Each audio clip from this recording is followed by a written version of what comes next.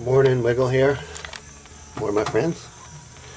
I just moved over all this very rough compost. It's hay and manure mix that has been getting wet and drying out and getting wet, but mostly staying wet. So you can see it's rough. That will turn into that within a year, you know, pretty easily. As long as it's not too deep. If it's too deep, if it's over like 12 inches deep, it takes more. If it's 2 feet deep, it takes 2 or 3 years, especially at the bottom, get the top few inches. As long as you keep it 10 to 12 inches, it'll do it in a year. So that is what my walkways are going to be made out of, is that stuff. But that's 9 scoops. I got 1 scoop on the bucket. About 10 scoops, probably too much. So I'm going to go ahead and just fence around the piles and just leave it. That way I can work in the garden without the chickens, because when we start leveling out these beds, the stupid chickens will come and just scratch them all and make them uneven and so forth. So gotta chase them out of here.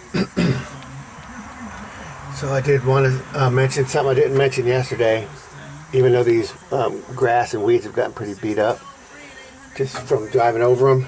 But let's say for over here, for instance, this, I'm not going to get rid of it. I'm just going to cover it with 8 inches or so of soil and choke it out. Now, what's the advantage to this? That's going to allow for green stuff in there. It's definitely a little carbon heavy.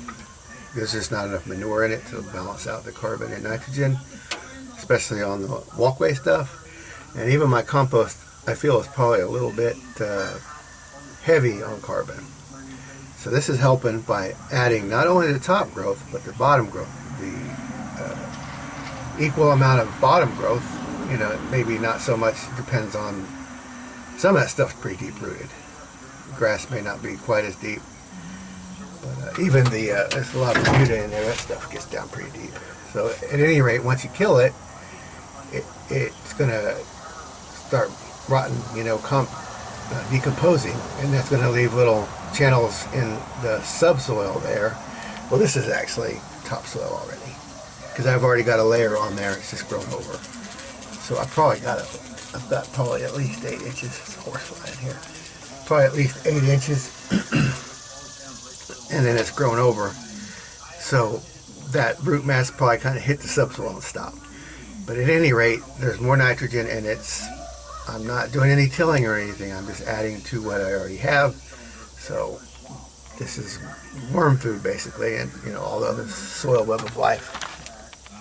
Instead of worrying about getting rid of that grass, I'm just choking it down with the soil. And it is definitely a benefit. That is the takeaway here. So now we're going to try to, I was guessing at it yesterday, just dumping piles, and you know, some efficiency was lost. I put too much, not enough. So I'm going to get some help, and we're going to just use the machine to put exactly as much as we need to make our aisles, our rows.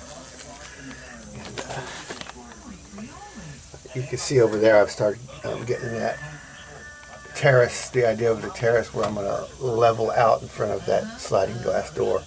So the water's not going to give it a choice but to come back across grade here. And I'm going to put a secondary right there at the end of this. It'll be where the water lets out. That first big mound, there's supposed to be a narrow mound in between it. See, like over here where that yellow handle is, see how it's got that depression? The depression needs to come all the way across here, all the way out, and that's pretty much on grade. So it's going to hold the water, then it's going to spit it out there. But that water's going to kind of want to go, I know from experience. You see where that bent up cattle panel is over there? There's a little high spot here, and that water tries to go over there. So I'm going to go ahead and try to build this swale up, or just put a mound of dirt in here right along that fence, and it's going to be for trees. And I'm going to put it on this side. That side's going to get grazed more than this side, but this side will get grazed. But I'm going to put the trees on this side. It'll be just less grazing pressure in my rotation.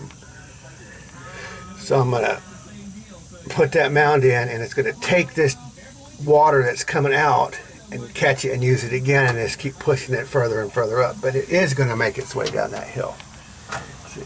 You know, and over here is the neighbors, that other. I don't want to push, not even that I probably could. It would take a big giant mound of dirt to push the water that far, if you even could get it out there.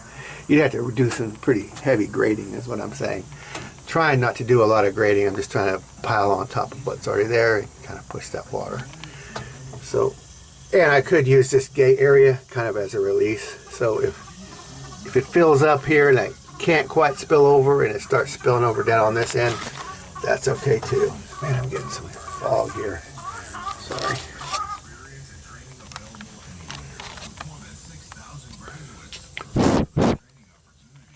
Cameraman of the year.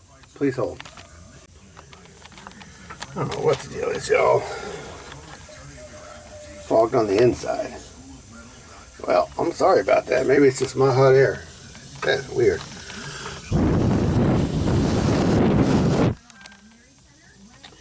Well, at any rate, we're going to be working on these this pile of dirt today, and working on getting the chickens excluded. And I'll show you I'm working on some solar today, so I'll show you that. I'm moving some batteries up out of the way. I'm getting ready for my deep freeze. I got my meat coming. Look at our new calf. Oh, you can't see our new calf. Well, we have a new calf running around out there. Summer born calf. Well, okay, we'll take it. So at any rate, I'm going to figure out why this thing is all fogged up, and I'll get back with you later. This is Wiggle Out.